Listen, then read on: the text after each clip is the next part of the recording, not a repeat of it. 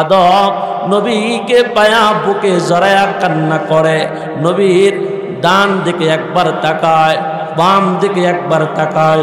সংক্ষিপ্ত করে বলি, আদম যখন ডান দিকে তাকায় তখন চেহারাটা আনন্দ উজ্জ্বলিত হাসি দেখা যায়। বাম দিকে যখন তাকায় আদম কান্না করে। জিবরাইলকে নবী বলেন, জিবরাইল এই মুরব্বীর পরিচয় কি? আমি তো চিনতে পারলাম না। জিবরাইল বলেন, তিনি হলেন হযরতে আদম আলাইহিস সালাম। তিনি আনন্দিত এই জন্য হয়, ডান দিকে যখন আপনার তাকায় তিনি তার ওই সমস্ত সন্তানদেরকে দেখতে পায় যারা ডান হাতে আমল নামা নিয়ে জান্নাতে যাইবি, যারা নামাজ পড়ে, রোজা করে, পর্দা করে, হালাল পথে চলে, সুন্নাহ মেনে চলে। ডান দিকে যখন তাকায় ওই জান্নাতি বান্দাগুলা, জান্নাতি সন্তানগুলা দেখতে পায়।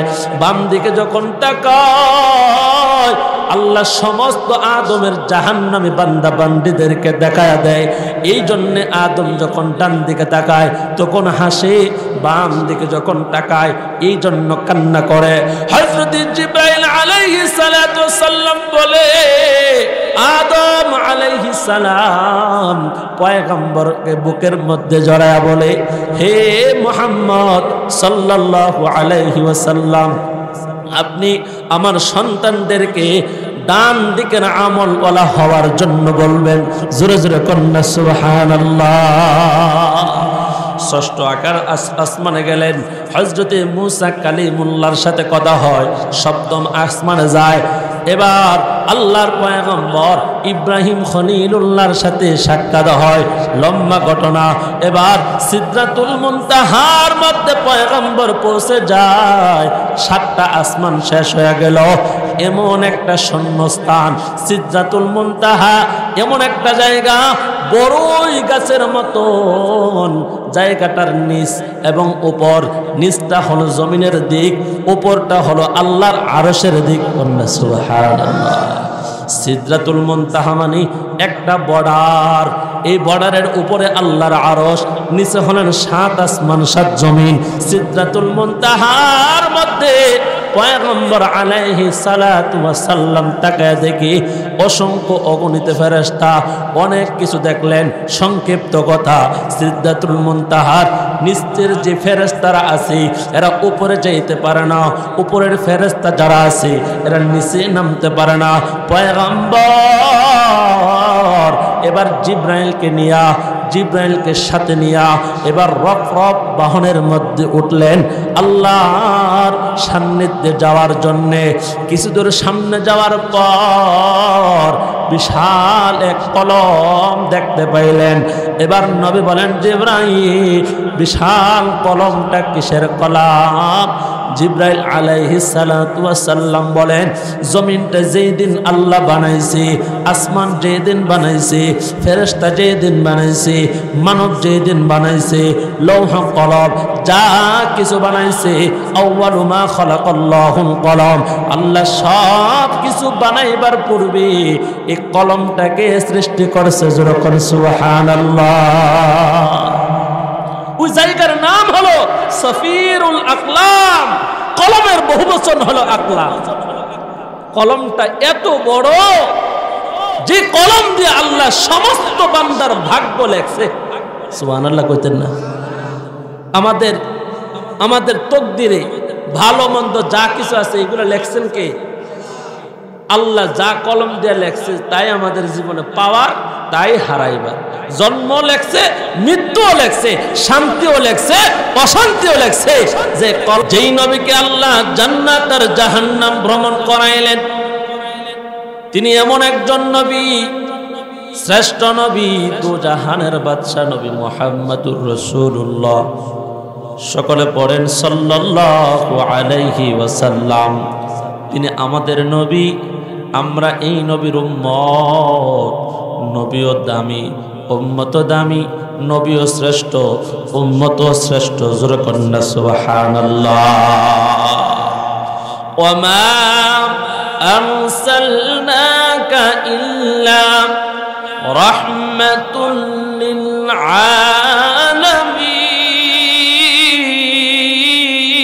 আলামিন। আল্লাহ পাক রব্বুল আলামিন বলেন,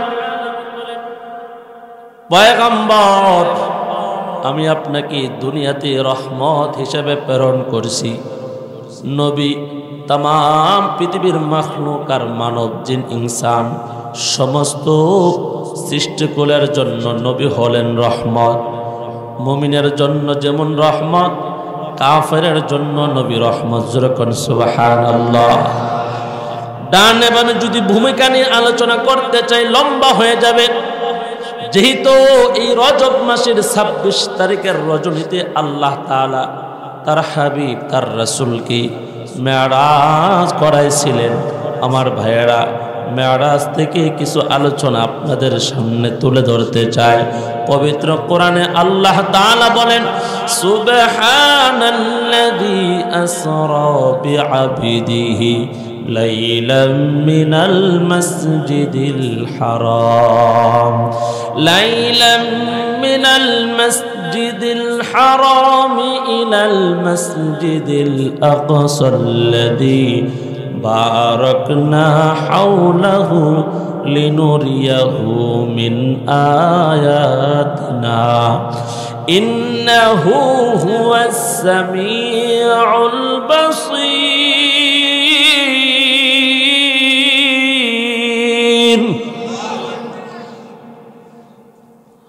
আল্লাহ তাআলা বলেন, পুত পবিত্র সত্তা তিনি, যিনি তার আপন বান্দাকে রাত্রের বেলায় ভ্রমণ করাইয়াছেন। লাইলাম মিনাল মাসজিদিল হারাম ইলাল মাসজিদিল আকসা, মসজিদে হারাম থেকে একটি রজনীর মধ্যে তার হাবিব, তার বান্দা, তার গোলাম নবী মুহাম্মদুর রাসূলুল্লাহ, সকলে পড়েন সাল্লাল্লাহু আলাইহি ওয়াসাল্লাম, যে নবীকে আল্লাহ তাআলা কাবা শরীফ থেকে মসজিদে হারাম, বাইতুল আকসা, বাইতুল মুকাদ্দাস পর্যন্ত ভ্রমণ করাইছিল। একটা রাত্রিতে আল্লাহ তাআলা 7 আসমান, আল্লাহ তাআলা 7টা জাহান্নাম, 8টা জান্নাত, লৌহ কলম, আল্লাহর আরশ আজিম পর্যন্ত ভ্রমণ করায়া তার হাবিবকে আবার দুনিয়াতে প্রেরণ করেছিল। কোন সুবহানাল্লাহ। আমার ভাইয়ারা, ঘটনা এবার শুরু হলো। গভীর মনোযোগের সাথে শ্রবণ করেন। এদিকে আসলে আপনারা ঘাড় করে এদিকে চান কেন? আমার দিকে তাকাই দেন। কে আসবে কে যাবে তাকাবেন না। রাজি আছেন ইনশাআল্লাহ? মনোযোগ নষ্ট হলে কিন্তু মনোযোগ হবে না। আপনার আমার রাসূলকে কাবার চত্বরের পাশে উম্মে হানির বাড়ি, নবীর চাচাতো ভাইয়ের ঘরে আল্লাহর নবী আরাম করতেছিলেন। রাতের বেলায় তিনি ঘুমায়। এমন সময় 2 জন ফেরেশতা, কেউ বলেন 3 জন ফেরেশতা, তাদের মধ্য থেকে একজনের নাম হলো হযরতে জিবরাইল আলাইহিস সালাম, একজন হলেন হযরতে মিকাইল আলাইহিস সালাম অথবা হযরতে ইসরাফিল আলাইহিস সালাম। 3 জন ফেরেশতা মিলে উম্মে হানির ঘরের চাল, ঘরের ছাদ আলগি দিয়া সরায়া ফেলছে। মানুষ যদি মানুষের ঘরে ঢুকে, সবাই কোন দরজা দিয়া ঢুকে নাকি ছাদ দিয়া ঢুকে? ফেরেশতা ছাদ সরায় ফেললো কেন? মুহাদ্দিসিনে কেরাম বলেন, প্রথমে একটা আশ্চর্য ঘটনা নবীর সামনে তুলে ধরা হলো। আপনার আমার নবী আরাম করতেছেন, ঘুম থেকে ওইটা যখন দেখে ছাদ নাই, নবী আশ্চর্য হয়ে গেছে। আল্লাহ বুঝাইতে চায়, হাবিব এখান থেকে আমার সান্নিধ্য পর্যন্ত যা হবে সব আশ্চর্যজনক ঘটনা হবে, আপনি প্রস্তুতি হন। আল্লাহ এই মেসেজটা তার হাবিবকে আগে দিলেন। কন্যা সুবহানাল্লাহ। আপনার আমার হাবিবকে কাবার পাশে নিয়ে যখন যাওয়া হলো, নবী ঘুমায়। ঘুম থেকে উঠলে দেখবেন মানুষের হাত পা চলে না, তখন ঠিক নেই, এই উঙ্গাইতেছে। আপনার আমার হাবিবকে যখন কাবার সামনে নেওয়া হলো, আপনার আমার নবী মুহাম্মদুর রাসূলুল্লাহ সাল্লাল্লাহু আলাইহি ওয়াসাল্লাম যখন কাবার সামনে নেওয়া হলো, নবী আবার কাবার পাশে নবী আবার বৈশাখ ঘুমায়া যায়। জিব্রাইল শোয়ায়া আপনার আমার নবীকে বক্ষ বিদীর্ণ করলেন। বক্ষ বিদীর্ণ হলো ওপেন হার্ট সার্জারি। নবীর বুক থেকে লম্বা কয়টা শিরা নবীর আত্মা বাহির করা হয়েছে। নবীর ভিতরের যত হিকমত আছে আল্লাহর নবীর ঈমান বাহির করা হয়েছে। নবীর আত্মা বাহির করে ফেরেশতা দুইটা পেয়ালা আইনা পয়গম্বরের সামনে রাখলেন। একটা হলো স্বর্ণের পেয়ালা আর একটা হলো রূপার পেয়ালা। নবীর আত্মাটাকে স্বর্ণের পেয়ালার মধ্যে রাখলেন আর পয়গম্বরের ঈমান আর হিকমতকে রূপার পেয়ালার মধ্যে রাখিয়া আপনার আমার নবীর ভিতরটাকে জমজমের পানি দ্বারা দৌত করা হইল। ওপেন হার্ট সার্জারি আপনাদের গাজীপুর শহরের মধ্যে। এই যে মেডিকেল হসপিটাল কলেজ আছে, কোন রোগীকে যদি আগে অপারেশনের ডেট দেওয়া হয়, সর্বপ্রথম পরীক্ষা নিরীক্ষা করিয়া ডাক্তার দেখে এই রোগীটা অপারেশনের উপযুক্ত আছে কিনা, রক্তের পরিমাণ কতটুকু আছে, ডায়াবেটিস কেমন আছে, প্রেশারটা কেমন আছে, তারপরে তার ওটির ভিতরে ঢোকায়। কথা বলেন ঠিক কিনা? আপনার আমার পয়গম্বরকে জমিন থেকে আসমানে নিবেন, এক আসমান দুই আসমান করে করে 7টা আসমান আপনার আমার নবী ভ্রমণ করবেন। 7টা জাহান্নাম 8টা জান্নাত পয়গম্বর ভ্রমণ করবেন। ওরকম ভাবে পয়গম্বরকে ওপেন হার্ট সার্জারি করলেন। আজকে এই জমানায়, ডিজিটাল জমানায়, আধুনিক জমানায় ডাক্তাররা বলে আমরা বিজ্ঞান আবিষ্কার করে মানুষের ওপেন হার্ট সার্জারি করে। না না না, এটা বিজ্ঞান আবিষ্কার করে নাই, আপনার আমার নবীর এই যে বক্ষ বিদীর্ণ করা হয়েছে, ওপেন হার্ট সার্জারি করা হয়েছে, এখান থেকে রিচার্জ করে করে দুনিয়ার বিজ্ঞান ওপেন হার্ট সার্জারি আবিষ্কার করছে। কন্যা সুবহানাল্লাহ। নবীর এই ওপেন হার্ট সার্জারি দেখা দুনিয়ার বিজ্ঞান আবিষ্কার করছে, যার কারণে অনেকের হাত ব্লক হইলে ওপেন সার্জারি করায় না, কি করায়নি দেখছেন? এমন রোগী পুরাটা বুক ফাইরা ফেলে, তারপরও মানুষ মরে না। সুবহানাল্লাহ বলেন। আপনার আমার পয়গম্বরকে কেউ কেউ বলেন 2 বার, কেউ বলেন 3 বার, কেউ বলে 4 বার ওপেন হার্ট সার্জারি করা হয়েছে। রহমাতুল লিল আলামিন। ওপেন হার্ট সার্জারির পরে এখানে আরেকটা কথা হইল, আমরা জানি পয়গম্বর আমাদেরকে মৃত্যুর পরে হাউজে কাউসারের পানি পান করাবে, কিন্তু নবীজির ভিতরটাকে জমজমের পানি দ্বারা কেন দৌত করা হইল? মুহাদ্দিসিনে কেরাম বলেন, জমজমের পানি এক শ্রেণীর মানুষ বলে জমজমের পানি হাউজে কাউসারের পানির চেয়ে বড় দামি। কন্যা সুবহানাল্লাহ। বলে কারণ কি? কারণ কি? বলে হাউজে কাউসারের পানি আল্লাহ তাআলার নবীর যখন ওপেন হার্ট সার্জারি করা হয় তখন তো জমজমের পানি দ্বারা নবীর এই বক্ষ বিদীর্ণ করা হয়েছিল। এই জন্যে হাউজে কাউসারের চেয়ে জমজমের পানি বড় উত্তম, বড় দামি। কন্যা সুবহানাল্লাহ। আমার ভাইয়েরা, পয়গম্বর বলেন আমি উঠে দেখলাম সুস্থ 2 জন ফেরেশতা আমাকে বসাইলেন। এরপরে একটা বোরাক আনলেন।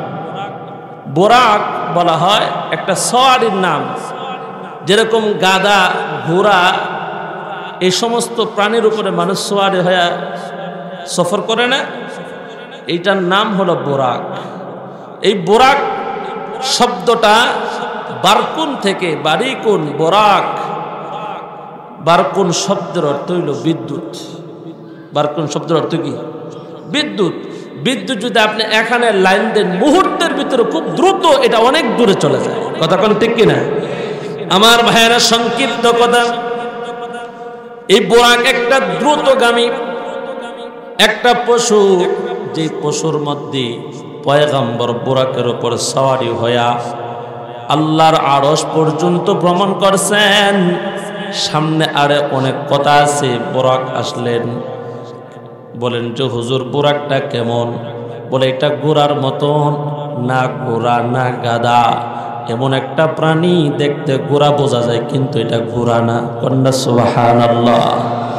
জিব্রাইল আলাইহিস সালাতু ওয়াস সালাম বুরাকে উঠলেন, নবীকে বসাইলেন। ফেরেশতা মিকাইল ইসরাফিল আলাইহিস সালাম সেই বুরাকে হইটা রওনা হইলেন, সামনের দিকে যায়।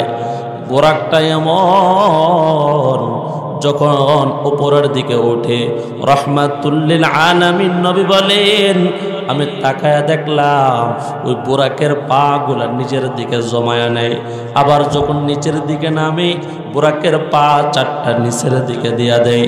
এই বুরাক থেকে বিজ্ঞান রিচার্জ করে বিমান বানাইছে। কোন সুবহানাল্লাহ। বিমানে উঠছেন না আপনারা? কারা কারা উঠছেন হাত উঠান তো।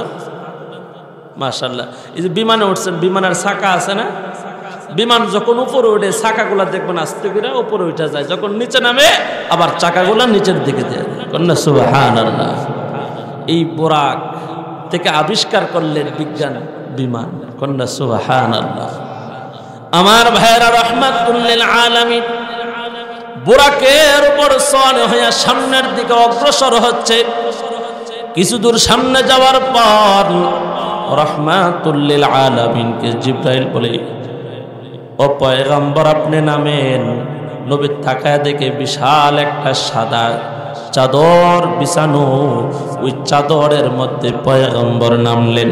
নাইমা জিব্রাইল আলাইহিস সালাতু ওয়াস সালাম বলেন নবী 2 রাকাত নামাজ আদায় করেন। কন্যা সুবহানাল্লাহ। আপনার আমার পয়গম্বর জিজ্ঞেস করে, জিব্রাইল এই জায়গা কোন জায়গা? হযরত জিব্রাইল আলাইহিস সালাতু ওয়াস সালাম বলেন নবী এই জায়গার নাম হলো ইয়াসরিব। এই জায়গাতে আপনি মক্কা থেকে হিজরত করে এই জায়গায় আসবেন। এই জায়গার নাম হবে মদিনাতুর রাসূল, মসজিদে নববী। কন্যা সুবহানাল্লাহ। এরপরে নবী বলেন আবার সোয়ারিতে যখন উঠলাম, বুরাক সামনের দিকে যায়। কিছুক্ষণ যাওয়ার পর একটা পাহাড়ের উপর নিয়ে নামাইলো। জিব্রাইল আলাইহিস সালাতু ওয়াস সালাম বলেন পয়গম্বর এই জায়গায় আপনি 2 রাকাত নামাজ আদায় করবেন। নবী পাহাড়ের উপর 2 রাকাত নামাজ আদায় করার পর জিব্রাইলকে জিজ্ঞেস করলেন, ভাই জিব্রাইল এই জায়গাটা কোন জায়গা? জিব্রাইল আলাইহিস সালাতু ওয়াস সালাম বলেন নবী এটা হলো পয়গম্বর মুসা আলাইহিস সালাম যে তুর পাহাড়ে আয়েশা আল্লাহর সাথে কথা বলতো, ওই পাহাড় এই জায়গা। কন্যা সুবহানাল্লাহ। রাহমাতুল লিল আলামিন নবী বলেন এবার বুরাকের উপর উঠলাম। কিছু দূর সামনে যাওয়ার পর আবার জিব্রাইল আলাইহিস সালাতু ওয়াস সালাম নামলেন, আমাকে নামাইলেন। বলেন নবী এখন আপনি 2 রাকাত নামাজ আদায় করেন। 2 রাকাত নামাজ আদায় করার পর নবী জিজ্ঞেস করেন জিব্রাইল এটা কোন জায়গা? হযরত জিব্রাইল আলাইহিস সালাতু ওয়াস সালাম বলেন পয়গম্বর আল্লাহ একজন নবীকে দুনিয়াতে পাঠাইছিল, হযরত ঈসা আলাইহিস সালাতু ওয়াস সালাম। বাবা ছাড়া মার গর্ভে বৈধ পন্থায় আল্লাহ একজন মানব পাঠাইছে। ওই মারিয়াম আলাইহিস সালাতু ওয়াস সালামের ঘরে ঈসা আলাইহিস সালাম যেই জায়গার মধ্যে ভূমিষ্ঠ হয়েছিল, জন্মগ্রহণ করেছিল নবী, এই জায়গা হলো হযরত ঈসা আলাইহিস সালাতু ওয়াস সালামের জন্মস্থান। জোরে কন্যা সুবহানাল্লাহ। রাহমাতুল লিল আলামিন নবী আমান সামনের দিকে অগ্রসর হয়। নবী বলেন যাইতে যাইতে আমি সামনের দিকে অগ্রসর হইলাম। এমন সময় তাকায় দেখি বিশাল এক রাস্তার পাশে একজন মুরব্বী দাঁড়ানো। মুরব্বী আমার ডাকে, হে মুহাম্মদ একটু দাঁড়াও, তোমার সাথে কথা বলবো। নবী তার কথা, তার ডাক তিনি শুইনাও জবাব দিলেন না, দাঁড়াইলেন না। জিব্রাইল বলে, ইয়া রাসূলুল্লাহ, সামনের দিকে অগ্রসর হন। রাস্তার আর একটু সামনে যাওয়ার পর একজন বৃদ্ধ মহিলা নবীকে ডাকলেন, হে মুহাম্মদ দাঁড়াও, তোমার সাথে আমার কথা আছে। নবী দাঁড়াইলেন না, ওই মহিলার ডাকেও তিনি সাড়া দিলেন না। আর একটু সামনে যাওয়ার পর একজন সুন্দরী যুবতী মহিলা রাহমাতুল লিল আলামিন নবীকে ডাকলেন, হে মুহাম্মদ একটু দাঁড়ান, আপনার সাথে আমার কিছু কথা আছে। নবী দাঁড়াইলেন না, যুবতীর দিকে তাকাইছেও না। জোরে কন্যা সুবহানাল্লাহ। আপনার আমার পয়গম্বর জিব্রাইল আলাইহিস সালাতু ওয়াস সালামকে বলেন, জিব্রাইল তারা কারা, তাদের পরিচয় কি? হযরত জিব্রাইল আলাইহিস সালাতু ওয়াস সালাম বলেন, নবী সামনের দিকে অগ্রসর হন। কন্যা সুবহানাল্লাহ। কিছু দূর সামনে যাওয়ার পর অদৃশ্য থেকে তিনটা সালাম আসে। আসসালাতু ওয়াসসালামু আলাইকা ইয়া রাসূলুল্লাহ, আসসালাতু ওয়াসসালামু আলাইকা ইয়া আউয়াল, আসসালাতু ওয়াসসালামু আলাইকা ইয়া আখির, আসসালাতু ওয়াসসালামু আলাইকা ইয়া হাশির রাহমাতুল লিল আলামিন। নবী আমার জিব্রাইলকে প্রশ্ন করেন, জিব্রাইল কে সালাম দেয়? পয়গম্বরকে জিব্রাইল বলে, যিনি আপনাকে প্রথম সালাম দেয় তিনি হলেন আপনার পিতা হযরতে ইব্রাহিম আলাইহিস সালাম। কোন সুবহানাল্লাহ। পয়গম্বর আপনাকে সালাম দেয় হযরতে মূসা কালিমুল্লাহ, হযরতে ঈসা আলাইহিস সালাতু ওয়াস সালাম। ও পয়গম্বর, আপনি যে জিজ্ঞেস করেছিলেন প্রথম যে মুরব্বী আপনাকে ডাকছিল, ওই মুরব্বীর পরিচয় জানার জন্য ওগো নবীজি, ওই সাদা কাপড়ে মোড়ানো মুরব্বী হলো ইবলিস। ইবলিস আপনারে ডাকছিল, আপনি তার ডাকে সাড়া দেন নাই, তার কাছে যান নাই। বড় উত্তম কাজ করছেন। কন্যা সুবহানাল্লাহ। নবী বলেন, দুই নম্বরে একটা বিধবা মহিলা, মুরব্বী বয়স্ক মহিলা, হাঁটতে পারে না, দাঁড়াইতে পারে না, দাঁড়াইলে বসে যায়, হাঁটলে আবার পড়ে যায়। ওই বৃদ্ধ মহিলাটাকে হাদিসের মধ্যে বর্ণনা করা হয়, ওই মহিলা হলো আপনার উম্মতের বদআমল, আপনার উম্মতের গুনাহ। মুহাদ্দিসিনে কেরাম কেউ কেউ বলেন, দুইটা বর্ণনা এখানে লিপিবদ্ধ করা হয়েছে। নবী ওই বৃদ্ধ মহিলা হলো দুনিয়া, দুনিয়ার হায়াত কমে গেছে, দুনিয়া দুর্বল হয়ে গেছে, আল্লাহ এটা আপনাকে বুঝাইয়া দিছে। কন্যা সুবহানাল্লাহ। খারাপ লাগতেছে আপনার? রাহমাতুল লিল আলামিন নবী বলেন, জিব্রাইল সুন্দরী যুবতী একটা মহিলা আমাকে ডাক দিছিল। ওই যুবতী সুন্দরী মহিলাটাকে পয়গম্বরকে জিব্রাইল বলে, নবী এটা হলো দুনিয়ার চাকচিক্য, এটা হলো দুনিয়ার সম্পদ, এটা হলো দুনিয়ার নারী। আপনার উম্মত এক শ্রেণীর মানুষ নারীর লোভে ডুবে যাবে, কেউ টাকার লোভে ডুবে যাবে, কেউ বা দুনিয়ার সম্পদ, দুনিয়ার ক্ষমতার পিছনে, দুনিয়ার চাকচিক্য, দুনিয়ার সৌন্দর্যের পিছনে ডুবে যাবে। আপনার উম্মত দুই দলে বিভক্ত হবে। নবী যারা এই চাকচিক্য, দুনিয়ার সম্পদ, দুনিয়ার ক্ষমতা, দুনিয়ার নারীর পিছনে দৌড়াবে, এদের কারণে দুনিয়া ধ্বংস হয়ে যাবে। আপনি ওই মহিলার ডাকে সাড়া দেন নাই, খুব ভালো কাজ করেছেন। আপনার উম্মত যারা ঈমানদার, তারাও দুনিয়ার অশ্লীল বেহাপনা, বেশ্যা মহিলাদের কাছে যাবে না। আর তাদেরকে হাদিসের ভাষায় আনাজিল বলা হয়। আনাজিলের ইনজিলের বহুবচন হলো আনাজিল। আল্লাহ তাআলা বলেন, উম্মতের মধ্যে ওই মানুষগুলা আনাজিল। তারা কারা? যে সমস্ত নেককার মানুষ, যে সমস্ত নেককার যুবক দুনিয়ার সুন্দরী যুবতী মহিলার পিছনে জিনার কাছে দৌড়াবে না। 14 ফেব্রুয়ারি ভালোবাসার দিবসে অবৈধ ভালোবাসার পিছনে যারা যাবে না, এই দিবসটা যারা পালন করবে না, জিনা করবে না, হাতের জিনা, চোখের জিনা, জবানের জিনা, অঙ্গ প্রত্যঙ্গের জিনা, ওয়ালা তাকরাবুজ জিনা ইন্নাহু কানা ফাহিশা ওয়া সাআ সাবিলা। আল্লাহ তাআলা বলেন, তোমরা ব্যভিচারের কাছে যেও না, নিশ্চয় এটা ফাহশা এবং মন্দ কাজ, বড় খারাপ কাজ। জোরে কন্যা নাউজুবিল্লাহ। আল্লাহর নবী বলেন, আমার যে সমস্ত উম্মত জিনার কাছে যাবে না, জিনার কাছে যাবে না, এরা হলো আনাজিল, এরা ইনজিলের বহু বচন, এরা হবে দুনিয়ার ইনজিল। যেই লঞ্চের মধ্যে ইঞ্জিল আছে, ট্রেনের মধ্যে ইঞ্জিল আছে, বাসের মধ্যে ইঞ্জিল আছে, ইঞ্জিল ছাড়া যেমন কোনো বাহন চলে না, দুনিয়ার মধ্যে আমার ভালো উম্মত হলো দুনিয়ার ইঞ্জিল। এই মানুষ যতদিন থাকবে দুনিয়া ততদিন চলবে। জোরে কন্যা সুবহানাল্লাহ।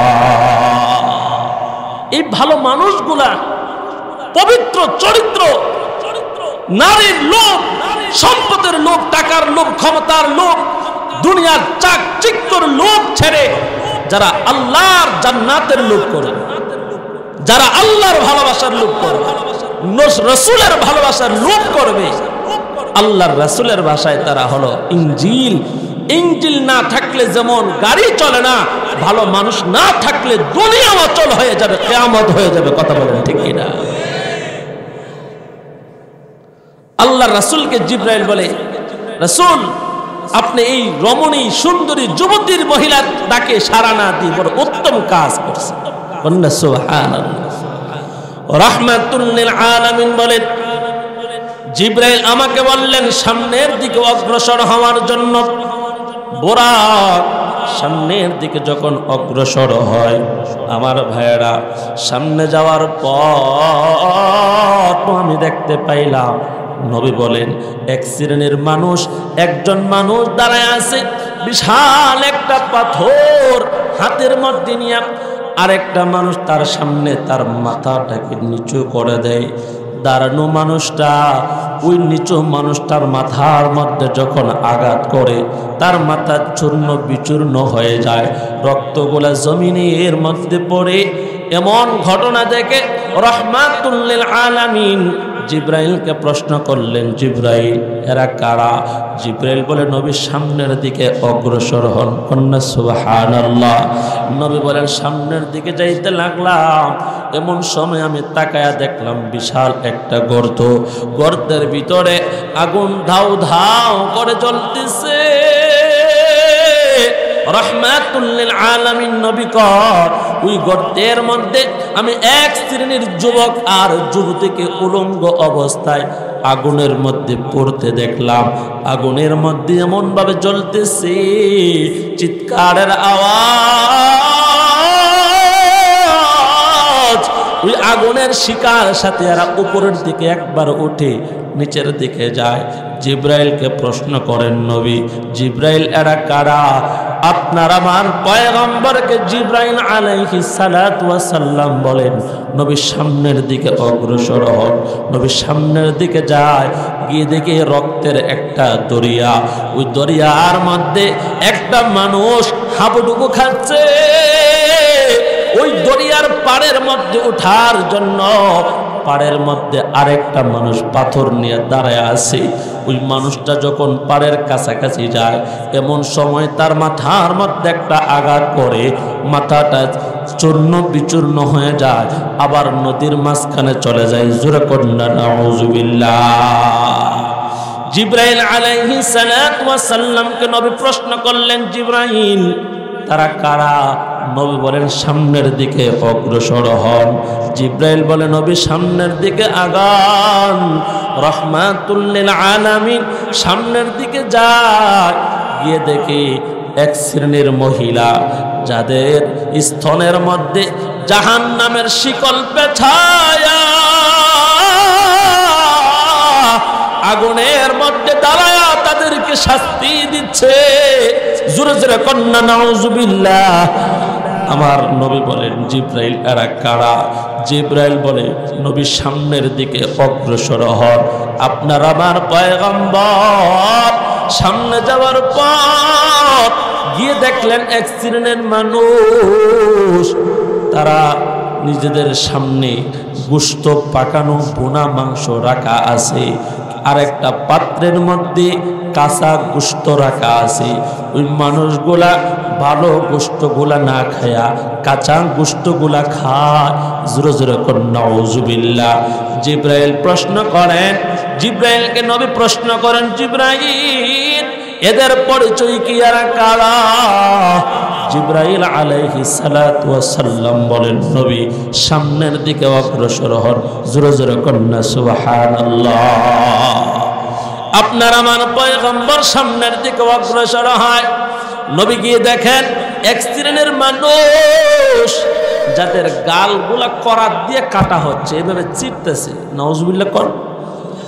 এই পাশের গালটা যখন কাটা হয়, আবার এই পাশের গাল যখন কাটতে যায়, তখন আবার এই পাশের গালটা ভালো হয়ে যায়। আবার এই পাশের গাল কাটা শেষ হইলে এই পাশে যখন আসে, ওই পাশের গাল কাটা ভালো হয়ে যায়। নবী বলেন, জিব্রাইল এরা কারা?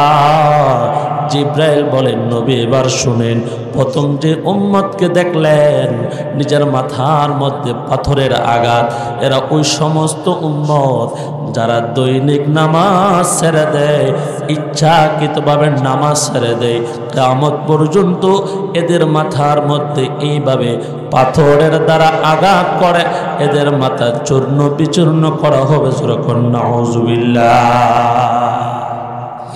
এরা হলো বেনামাজি। আপনাদের এই বন্দান এই গ্রামে নামাজ পড়ে না এমন পুরুষ মহিলা আছে না নাই? আসতে কোন কোন জোরে কোন। 5 ওয়াক্ত নামাজ পড়েন এমন মানুষ আছে? কিয়ামত পর্যন্ত এদের মাথার মধ্যে পাথরের দ্বারা আঘাত করা হবে। এরে যুবক ভাই, বৃদ্ধ বাবা, ও পর্দার অন্তরালের আমার মা, আম্মা জানটা শুনেন, নামাজ হলো জান্নাত, আবার নামাজই হলো জাহান্নাম। নামাজ যে পড়বে সে জান্নাতে যাবে, নামাজ যে ছাড়বে সে জাহান্নামে যাবে। কথা বলেন ঠিক কিনা? তাহলে নামাজ ছাড়া ভালো নাকি নামাজ পড়া ভালো? হ্যাঁ, কয়েক তো এমন মুসলমান আছে শুধুমাত্র শুক্রবারে নামাজ পড়ে। কথা কোন ঠিক না?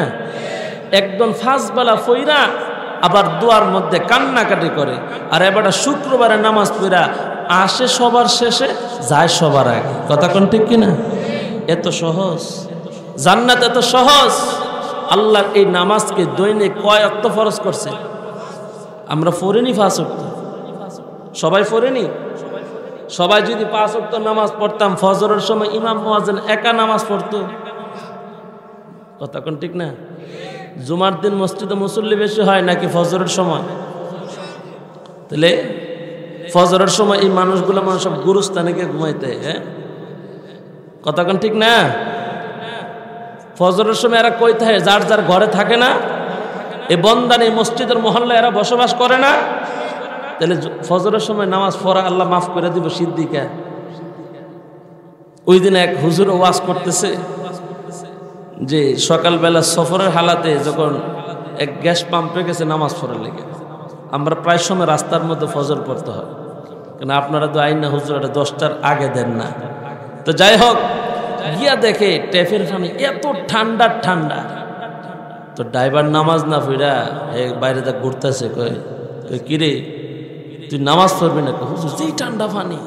তো হুজুর কয়, তুই উজু করে নামাজ পড়বে, এটা তোর কাছে ঠান্ডা লেখা? আল্লাহ যদি কইতো যে প্রত্যেক ওয়াক্ত নামাজের আগে গোসল করে নামাজ পড়তে হইব, তাহলে তোর বিশ্রাই পাওয়া যেত না। আমার কথা কোন ঠিক না? আল্লাহ কত সহজ করে দিছে। উজু করা নামাজ, উজু করে পবিত্র হয়ে নামাজ পড়া আল্লাহ ফরজ করছে। যদি গোসল করে নামাজ পড়ার কথা আল্লাহ কইতো, আমাদের জন্য সহজ হইতো না কষ্ট হইতো? হ্যাঁ, কষ্ট হইতো। কার জন্য? যারা ফাসেক নামের মুসলমান। যদি মোমেন হয়তো এরা গোসল কইরে নামাজ পড়তো। কথা বলেন ঠিক কিনা? যে ব্যক্তি উজু করতে পারে হ্যাঁ গোসল করতে পারতো না? কথা কন না, পারতো না? আর আল্লাহর হুকুম যদি উজু কইরা যদি আমরা নামাজ পড়তে পারি, গোসল করে আল্লাহর হুকুম পালন করতে পারতাম না? এটাই তো ঈমান। ঈমানদারের কাছে দুনিয়াটা কষ্ট মনে হয় না। আল্লাহ রাসূল বলছেন আদ-দুনিয়া সিজনুল মুমিন ওয়া জান্নাতুল কাফির। দুনিয়াটা মুমিনের জন্য জান্নাত আর বেঈমানের জন্য জান্নাত, আর মুমিনের জন্য কয়েদিখানা, জেলখানা, কষ্টের জায়গা। এখানে কষ্ট করবে তো পরকালে জান্নাত দিবেন কি? আমার ভাইয়েরা দিলের কানটা লাগায়া কথাগুলো শ্রবণ করেন। তাহলে নামাজ পড়া দরকার আছে না নাই? পড়বেন তো ইনশাআল্লাহ। এই যুব সমাজের ভাইয়েরা সবাই আসেনি মাহফিল? যুবকরা আজকে থেকে ওয়াদা করতে হবে। এটা তো দ্বিতীয় বার্ষিক, তো মাশাআল্লাহ তোমাদেরকে দিয়ে এই বন্দানে একটা ভালো কাজ হচ্ছে। নিয়ত করো ইনশাআল্লাহ যে জীবনে এক ওয়াক্ত নামাজ ছাড়বো না, তাইলে তোমাদের এই মাহফিল করা সার্থক। না মাহফিল করবা নামাজ পড়তা না, মাহফিল করবা দাড়ি রাখতা না, মাহফিলের আয়োজন করবা মা বাবার সাথে বেয়াদবি করবা, তোমার মাহফিল করা লাগবে না। কথা বলেন ঠিক কিনা? আল্লাহ এই বন্দান হিলফুল ফুজুল যুব কল্যাণ ও যুব সংঘকে আল্লাহ কবুল করেন। মুহাব্বতে জোরে বলেন আমিন। এদেরকে আল্লাহ মুত্তাকি হিসাবে কবুল করেন। সকলে বলে আমিন। খারাপ লাগতেছে? আমার ভাইয়েরা, জিবরাইল আলাইহিস সালাতু ওয়াস সালাম নবীকে বললেন, নবী যে মানুষগুলারে আপনি গর্তের ভিতরে আগুনের মধ্যে পড়তে দেখছেন, উলঙ্গ নারী আর পুরুষ, এরা ওই সমস্ত যুবক আর যুবতী যারা কিনা দুনিয়ার মধ্যে জিনা করছিল, ব্যভিচারী ছিল, পর্দা করত না, যেখানে সেখানে যাইতো, ইসলাম মানত না। মুসলমানের ঘরে জন্ম হইয়া গাজীপুর শহরে গেলে যারা বোরকা পরে না, হাত মোজা পরে না, বিউটি পার্লারে যায়, বন্ধু আর বান্ধবীর সাথে মোটর সাইকেলের পিছনে ওইটা দুনিয়ার রঙ্গ লীলার মধ্যে ঘুরে, ওই সমস্ত নষ্টা মহিলা, নষ্টা পুরুষ যারা আছে, ব্যভিচারিণী পুরুষ আর ব্যভিচারিণী নারী, এরা হলো ওই গর্তের ভিতরে উলঙ্গ অবস্থায় আল্লাহ তাদেরকে জাহান্নামের শাস্তি দেয়। জোরে কর নাউযুবিল্লাহ। আপনার আমার পয়গম্বর বলেন, যাদেরকে গাল কাটতে দেখছিলাম, করাত দিয়ে গাল কাটতেছে, এরা কারা? হযরতে জিবরাইল আলাইহিস সালাতু ওয়াস সালাম বলেন, নবী আপনার উম্মতের মধ্যে ওই সমস্ত মানুষ যারা মিথ্যা ছড়ায়। মিথ্যা কি করে? আসেনি দেশে মিথ্যা আসেনি? খবরের পাতা থেকে শুরু করে টেলিভিশন, সাংবাদিক, মিথ্যা সারা দিন এই টকশোর মধ্যে বয়া, এই করছি সেই করছি, দেশের মানুষের জন্য 20 টাকার আলু 80 টাকা করছি, কত কিছু যে এরা কয়। টেলিভিশনে বয়া পাবলিক কতরা ফাইলে জোতাটা বাইরে সোজা করতাম। কথা কোন ঠিক কিনা? কি কোন মিশা কথা কই না? টকশোর মধ্যে লোক আছে না নাই? আপনাদের এলাকায় দেখবেন চাষটল, গ্রামের চাষটল আছে নি, এখানে বয়াবে দেখবেন এক শ্রেণীর মুরব্বী আছে, এদের খায়া দেয় কোনো কাম নাই, এই বয়াবে খালি গপসার। কথা কয় না দি আমার আসেনি এমন খাস্তর মুরব্বী, অভাব নাই। আল্লাহ হিদায়াত দান করেন। মুহাব্বতে কোন আমিন। কি দোয়া করে লাইতাম তারা দি জাগা? হ্যাঁ কই যা? আমিও জায়গা দিলে দোয়া করে লাইতালে আর একটু চলবো। বলেন ইনশাআল্লাহ। জোরে বলতে হবে ইনশাআল্লাহ। আমার ভাইয়ারা, যারা মিথ্যা ছড়ায়, মিথ্যা বলে, এদের গালগুলা ফেরেশতা করাত দিয়ে কাটবে। এই জন্য মিথ্যা মহাপাপ। মিথ্যা কথা বলবো না, ছাড়বো। বলেন না ইনশাআল্লাহ। আল্লাহ আমাদেরকে কবুল করেন। মুহাব্বতে জোরে বলেন আমিন। রাহমাতুল লিল আলামিন নবী বলেন, পাত্রের মধ্যে পাকানো রান্না করা গোশত, আবার দেখলাম কাঁচা গোশত। যারা কাঁচা গোশত গুলা খায় এরা কারা? জিবরাইল আলাইহিস সালাতু ওয়াস সালাম বলেন, আপনার উম্মতের মধ্যে ওই সমস্ত উম্মত যাদের ঘরে বিবি থাকা সত্ত্বে পরকিয়া করে এবং অপরজনের সাথে ইমোতে, হোয়াটসঅ্যাপে, মেসেঞ্জারে কথা কয়, এদেরকে এইভাবে আল্লাহ শাস্তি দিবে। যেরকম নাউজুবিল্লাহ। আমার ভাইরা, জিবরাইল আলাইহিস সালাতু ওয়াস সালামকে নবী বলেন, জিবরাইল ওই যে নদীর মধ্যে রক্তের দরিয়ার মধ্যে হাবুডুবু খাচ্ছিল, নদী থেকে পারে ওঠার জন্য এরা কারা?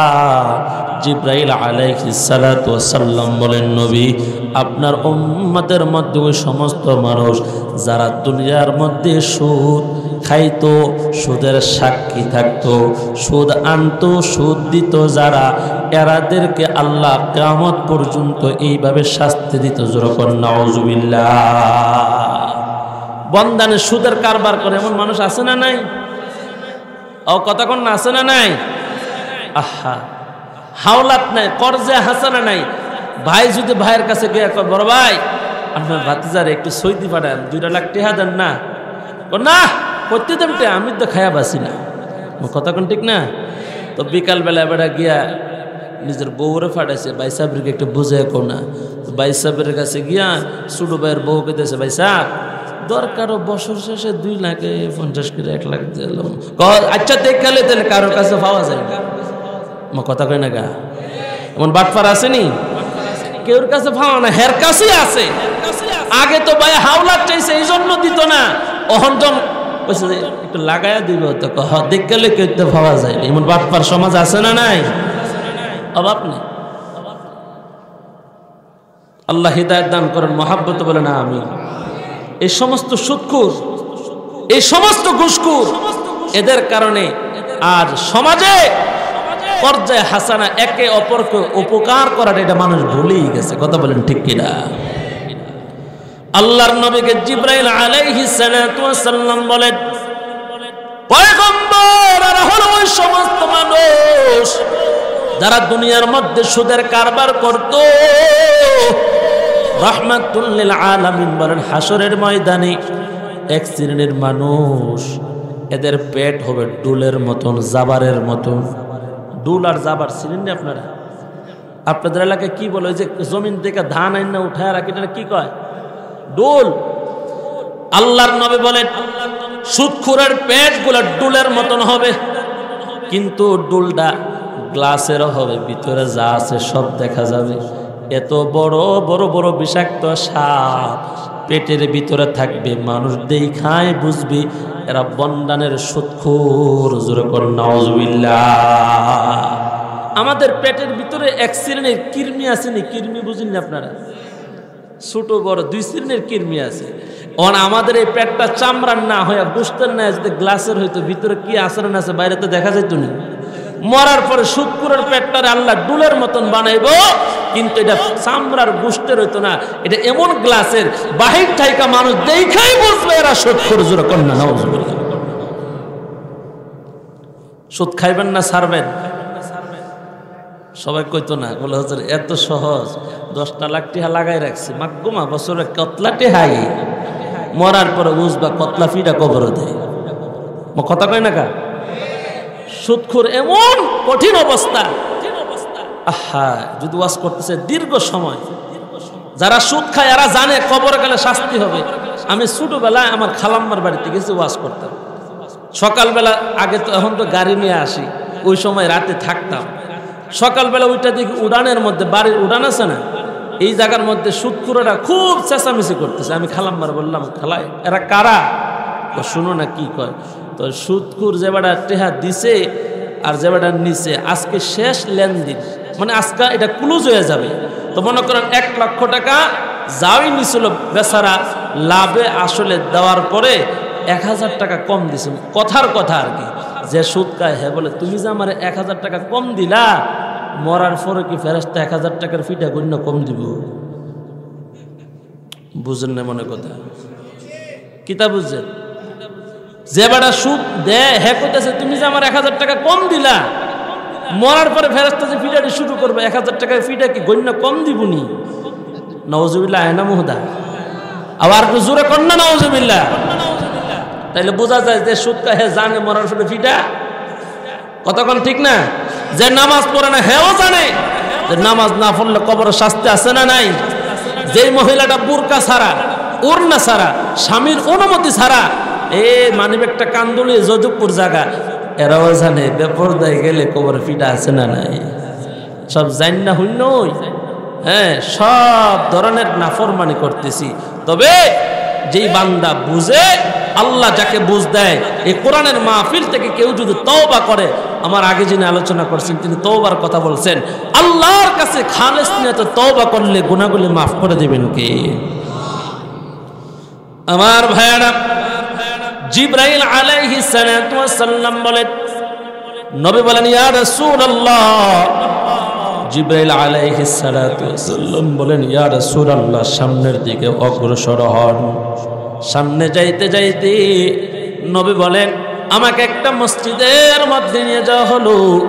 ওই মসজিদে গিয়ে দেখলাম এত সুন্দর করে মসজিদ বানানো। সেই মসজিদের নাম হলো বাইতুল আকসা, বাইতুল মুকাদ্দাস। জোরে জোরে কোন সুবহানাল্লাহ। এই যে বর্তমানে হামাস যুদ্ধ করতেছে ফিলিস্তিন, এই ফিলিস্তিনেই এই বাইতুল মুকাদ্দাস। সুবহানাল্লাহ কোন। আমার ভাইরা, নবী দেখলেন এত সুন্দর মসজিদ, নবী হাত দিয়ে ওয়ালের মধ্যে ধরলেন, ধরে দেখে একটা ইট পরিমাণ জায়গা ফাঁকা। নবী জিব্রাইলকে বলেন, জিব্রাইল এত সুন্দর প্রাচীর, এই প্রাচীরের মধ্যে এই জায়গাটা কেন ফাঁকা? জিব্রাইল আলাইহিস সালাতু ওয়াস সালাম বলেন, নবী এই জায়গাটা এমন একটা জায়গা, আপনি আসার পূর্বে আপনার ভাই ইব্রাহিম আলাইহিস সালাতু ওয়াস সালাম সহ অসংখ্য অগণিত নবী এই জায়গায় আসছে বুরাক নিয়া, গুড়া নিয়া, সওয়ারি হইয়া। এই জায়গার মধ্যে তারা তাদের সওয়ারিগুলা বানত। যুরকুন সুবহানাল্লাহ। জিব্রাইল বলেন, রাসূল আপনিও আপনার বুরাকটা এই জায়গায় বাঁধেন। নবী বলেন, আমি আমার বুরাকটা কেন বাঁধতে হবে? তিনি বলেন, আপনার ওই সমস্ত নবীরা বাঁধছে, ভাইয়েরা বাঁধছে, আপনিও বাঁধেন, এটা নবীদের সুন্নাত। সুবহানাল্লাহ কন্যা। এরপরে পয়গম্বর বলেন, আমি মসজিদের ভিতরে প্রবেশ করলাম, গিয়ে দেখলাম মসজিদের মধ্যে মুসল্লি ভরপুর। একজন মুসল্লি যে বসবে এই জায়গাটা মসজিদের ভিতরে নাই। সুবহানাল্লাহ কোন। আমি কোথায় বসবো? জিব্রাইল আলাইহিস সালাতু ওয়াস সালাম রাস্তা করে দেয়। আমি যাইতে যাইতে সামনের কাতারে গেলাম, গিয়ে দেখি শুধুমাত্র ইমামের মুসল্লাটাই খালি, এই জায়গাটায় বসার আছে। কন্যা সুবহানাল্লাহ। আমি ওখানে বসলাম। জিব্রাইল তার জবান আমার কানের মধ্যে লাগায় কয়, নবী আপনি দাঁড়ান, 2 রাকাত নামাজের ইমামতি করার জন্য আল্লাহ পারমিশন দিয়েছে। কন্যা সুবহানাল্লাহ। নবী 2 রাকাতের নামাজের ইমামতি করলেন। বাবা আদম আলাইহিস সালাতু ওয়াস সালাম থেকে শুরু করে ঈসা রূহুল্লাহ পর্যন্ত সমস্ত নবী, সমস্ত পয়গম্বররা ওই বাইতুল মুকাদ্দাসের মধ্যে নবীর ইমামতিত্ব দিয়া ওই জায়গার মধ্যে তারা মুক্তাদি হয়ে 2 রাকাত সালাত আদায় করলেন। ডান দিকে বাম দিকে সালাম ফেরানোর পর জিব্রাইল এবার নবীকে বলেন, নবী গো আপনার পিছনে কারা নামাজ পড়ছে আপনি তাদেরকে চিনেননি? নবী বলেন, কারা? এরা তো মুসল্লি, এরা হয়তো এই সমাজের মানুষ। আল্লাহর পয়গম্বরকে জিব্রাইল বলে, না, এরা হলো সমস্ত আম্বিয়া আলাইহিস সালাম। আপনার পিছনে আজকে তারা 2 রাকাত নামাজ আদায় করছে। শুধু পয়গম্বর নয়,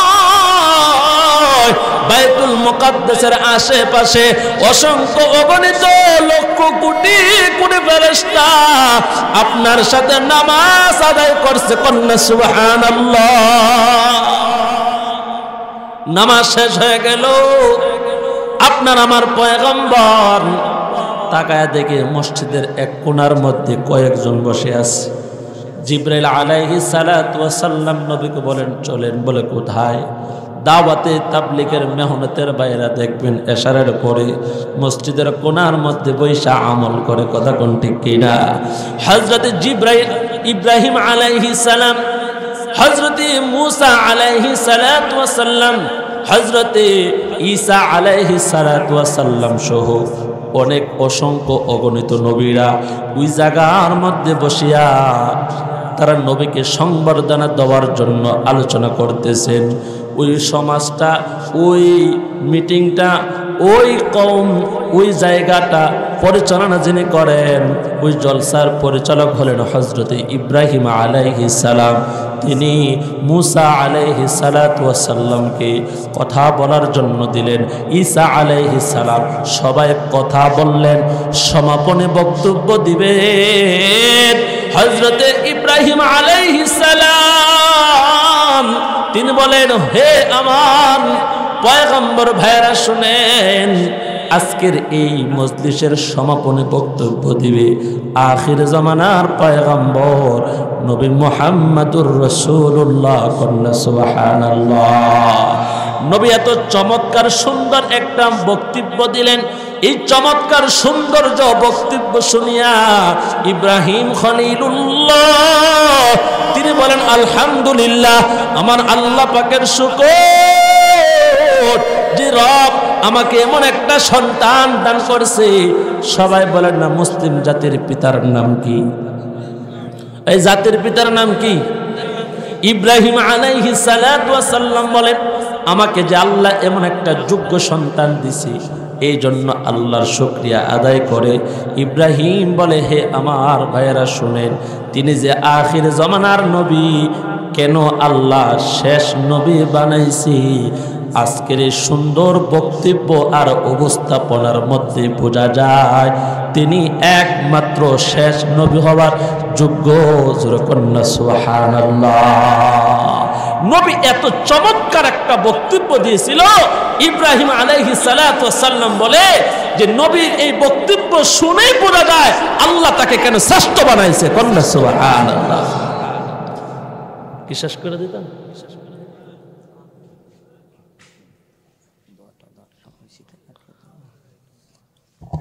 আরো অনেক লম্বা ইতিহাস, 3 ঘন্টা কইলেও শেষ হইতো। অনদা আসমানে গেলাম না, 7টা আসমান ফারিত হইব, সিদরাতুল মুনতাহা। হ্যাঁ, না না, হ্যাঁ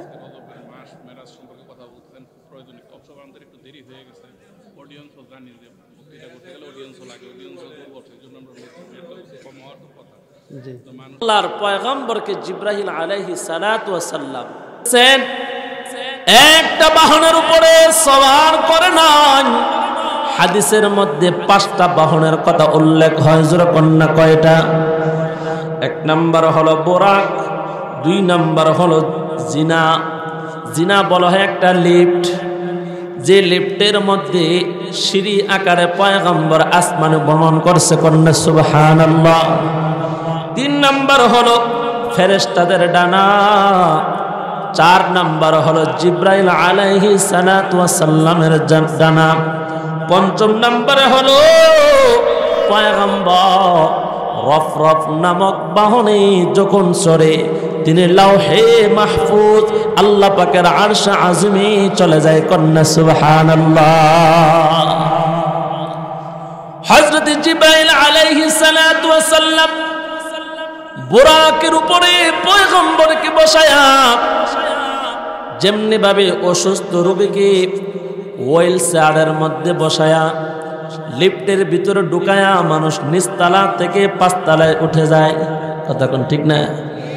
বুরাক সহ জিব্রাইল সহ আল্লাহর নবী সহ এবার জিনাত নামক ওই সিঁড়ির মধ্যে যখন উঠলেন, প্রথম আসমানে পয়গম্বর যখন যায়, হযরতে জিব্রাইল আলাইহিস সালাতু ওয়াস সালাম প্রথম আসমানের যিনি দায়িত্বশীল তার নাম হলো হযরতে ইসমাইল আলাইহিস সালাম।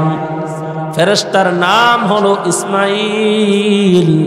তার তত্ত্বাবধানে 12,000 ফেরেশতা। হাদিসের মধ্যে পয়গম্বর বলেন ওই 12,000-এর এক একজনের অধীনস্থ আবার 1 লক্ষ করে ফেরেশতা। কন্যা সুবহানাল্লাহ। যখন জিব্রাইল ডাক দিলেন গেট খোলার জন্য, ইসমাইল আলাইহিস সালাম, ইসমাইল ফেরেশতা বলেন কে? বলে আমি জিব্রাইল। সাথে কে? বলে নবী মুহাম্মাদুর রাসূলুল্লাহ, জোরে কন্না সাল্লাল্লাহু আলাইহি ওয়াসাল্লাম। বলে আপনার তো যাওয়ার অনুমতি আছে, লগে যে মেহমান নিয়ে আসছেন তার অনুমতি নেওয়ার আছে কিনা? কন্যা সুবহানাল্লাহ। জিবরাইল আলাইহিস সালাম বলে হ্যাঁ, আল্লাহ তার অনুমতি আমার কাছে দিয়া দিছে। সুবহানাল্লাহ কোন। এখানে একটা জিনিস বোঝা হইল, মেহমান যখন বাড়িতে আসে অথবা আপনি যখন অপরিচিত কোনো জায়গায় যাবেন, আগে অনুমতি নিয়ে তারপরে ঢুকতে হবে। কথা কোন ঠিক কিনা? আমরা তো দরজা খোলা ফাইলে ভাই সাহেবের ঘরে ঢুকে যাই, কথা কোন ঠিক না?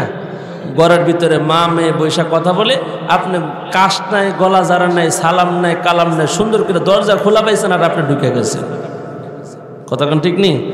আজকাল থেকে এটা শিক্ষা হইল যে অপরিচিত জায়গায় কোথাও গেলে আগে কি করতে হবে? বাসায় অনুমতি নিয়ে ঢুকতে হবে। কথা বলেন ঠিক কিনা? আমার ভাইয়ারা, প্রথম আসমানে যাওয়ার পর আপনার আমার পয়গম্বর, এবার লম্বা ঘটনা আমি লম্বা করতে চাচ্ছি না, দ্বিতীয় আসমানে গেলেন। দ্বিতীয় আসমানে যাওয়ার পর আল্লাহ ঈসা আলাইহিস সালাতু ওয়াস সালামের সাথে সাক্ষাৎ করাইয়া দিলেন। তৃতীয় আসমানে যাওয়ার পর আল্লাহ ইউসুফ আলাইহিস সালাতু ওয়াস সালামের সাথে সাক্ষাৎ করাইয়া দিলেন। চতুর্থ আসমানে আল্লাহ তাআলা ইদ্রিস আলাইহিস সালাতু ওয়াস সালামের সাথে সাক্ষাৎ করাইয়া দিলেন। আমার ভাইরা, পয়গম্বর চতুর্থ আসমান থেকে পঞ্চম আসমানে যায়।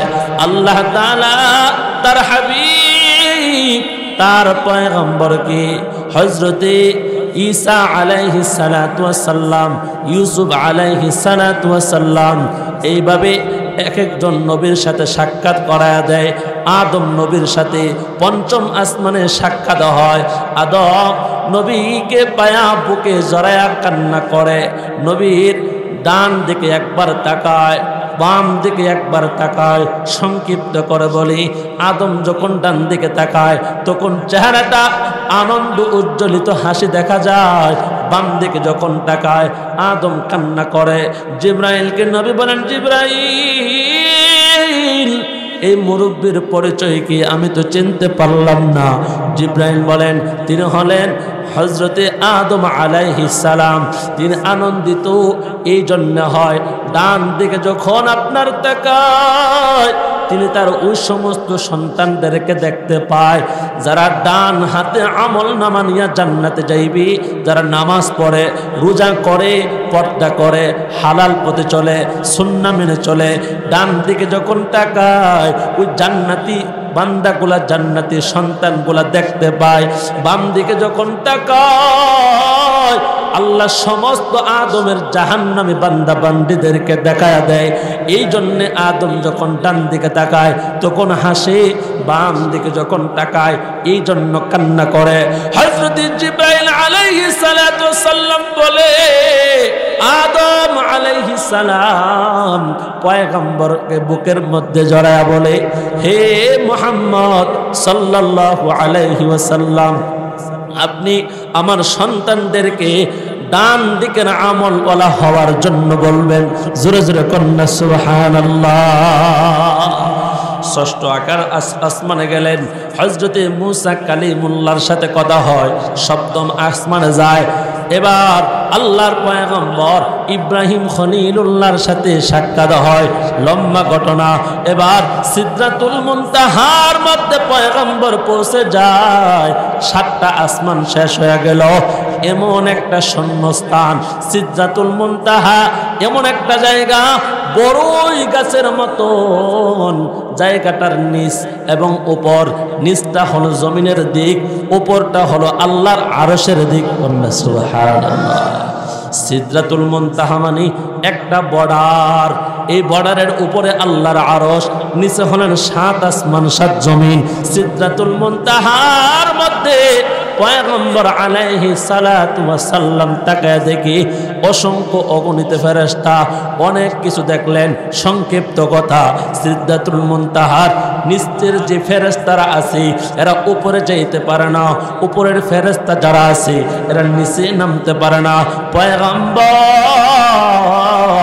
এবার জিব্রাইলকে সাথে নিয়া এবার রফরফ বাহনের মধ্যে উঠলেন আল্লাহর সান্নিধ্যে যাওয়ার জন্যে। কিছু দূর সামনে যাওয়ার পর বিশাল এক কলম দেখতে পাইলেন। এবার নবী বলেন, জিব্রাইল, বিশাল কলমটা কিসের কলম? জিব্রাইল আলাইহিস সালাতু ওয়াস সালাম বলেন, জমিনটা যেই দিন আল্লাহ বানাইছে, আসমান যেই দিন বানাইছে, ফেরেশতা যেই দিন বানাইছে, মানব যেই দিন বানাইছে, লৌহ কলম যা কিছু বানাইছে, আউয়ালু মা খালাকাল্লাহুল কলম, আল্লাহ সব কিছু বানাইবার পূর্বে এই কলমটাকে সৃষ্টি করেছে। যখন সুবহানাল্লাহ। ওই জায়গার নাম হলো সফিরুল আকলাম, কলমের বহুবচন হলো আকলাম। কলমটা এত বড় যে কলম দিয়ে আল্লাহ সমস্ত বান্দার ভাগ্য লেখছে। সুবহানাল্লাহ কইতেন না? আমাদের তকদিরে ভালো মন্দ যা কিছু আছে এগুলো লেখছেন কে? আল্লাহ। যা কলম দিয়ে লেখছে তাই আমাদের জীবনে পাওয়ার, তাই হারাইবার। জন্ম লেখছে, মৃত্যুও লেখছে, শান্তিও লেখছে, অশান্তিও লেখছে। যে কলম, সেই কলম আল্লাহর নবী মেরাজে দেইখা আসছে। কন্যা সুবহানাল্লাহ। আপনাদের আওয়াজ আমারও কইতেছে দোয়া করতাম, কি দোয়াটা কইরা লাইতাম? একটু জোরে কন্যা সুবহানাল্লাহ। ওই যে ওয়ালা ধাক্কা দিয়ে চাদর দিয়ে ঘুমাইতেছে, এরা ডাক দেন, ঘুমায় না। সুবহানাল্লাহ কন। আমার ভাইরা, সফিরুল আকলাম ভ্রমণ করে এবার আল্লাহ তাআলার আরশে নবী গেলেন। কন্যা সুবহানাল্লাহ। আমি যদি প্রত্যেকটা আসমানের কথা তুলতে ধরি তাহলে একটা আসমানের ইতিহাস দিয়ে এক এক দিনের ওয়াজ চালান যাবে। আমি কিন্তু অনেক ছোট করে ফেলছি, বুঝছেন তো বিষয়টা? যাই হোক আমার ভাইরা, জুমার দিনে আমি লম্বা আলোচনা করি না, এইভাবে পর্ব আকারে আমি প্রত্যেক দিনের আলোচনা করে থাকি, প্রত্যেক সাপ্তাহিক আলোচনা। যাই হোক, এবার শুনেন সংক্ষিপ্ত কথা। এবার আল্লাহর আরশে আজিমে পয়গম্বর জিব্রাইলকে সাথে নিয়া নাকি জিব্রাইলকে না নিয়া গেছেন, এটা নিয়ে অনেক ইখতিলাফ আছে। এবার শুনেন, আল্লাহর সান্নিধ্যে গেছেন, এই সান্নিধ্যে যাওয়ার পরে সরাসরি নবীর সাথে কথা হয়েছে নাকি পর্দার আড়াল থেকে কথা হয়েছে, এই নিয়ে সাহাবায়ে কেরামদের মধ্যে ইখতিলাফ। আম্মা আয়েশা সিদ্দিকা এক ধরনের কথা বলছেন, হযরত ইবনে আব্বাস রাদিয়াল্লাহু তাআলা আনহু তিনি এক ধরনের কথা বলছেন। আমার কথা হলো সোজা কথা, যেমনি কথা হয়েছে, সামনে হোক আর পর্দার ভিতর হোক, কথা কি হয়েছে, যাওয়ার পরে সালাম কালাম কথা হওয়ার পরে আল্লাহর নবী যখন তায়েফের ময়দানে মার খাচ্ছিল, তখন নবী কাঁদতে কাঁদতে বলছিল, আল্লাহ আপনি আমার কোথায় ছাইরা দিলেন? কন্যা সুবহানাল্লাহ।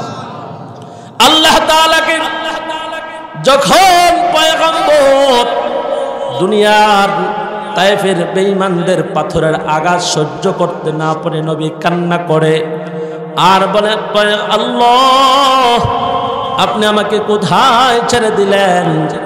আল্লাহ তাআলা তার হাবিবকে সান্ত্বনা দিয়া বলেন, ওরফা'না লাকা যিকরাক। হাবিব, আপনি না আমাকে বলছিলেন আমি আপনাকে কোথায় ছেড়ে দিয়েছি?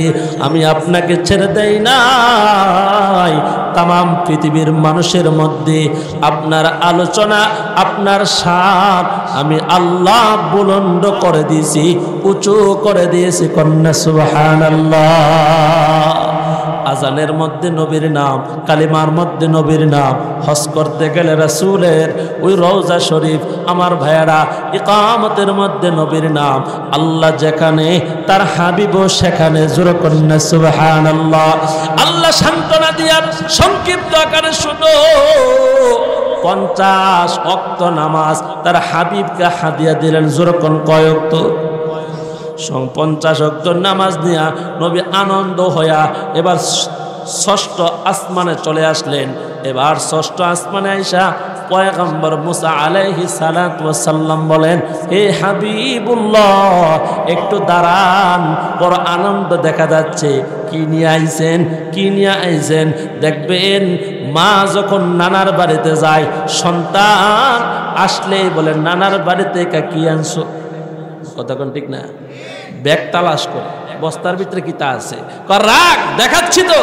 মুসা আলাইহিস সালাতু ওয়াস সালাম নবীরে জড়ায় ধরে কি আনছেন হাদিয়া তাড়াতাড়ি কর না সুবহানাল্লাহ। এবার আল্লাহর রাসূলকে 50 ওয়াক্ত নামাজ আল্লাহ আমার হাদিয়া দিয়েছে উম্মতের জন্য সুবহানাল্লাহ জোরে কর।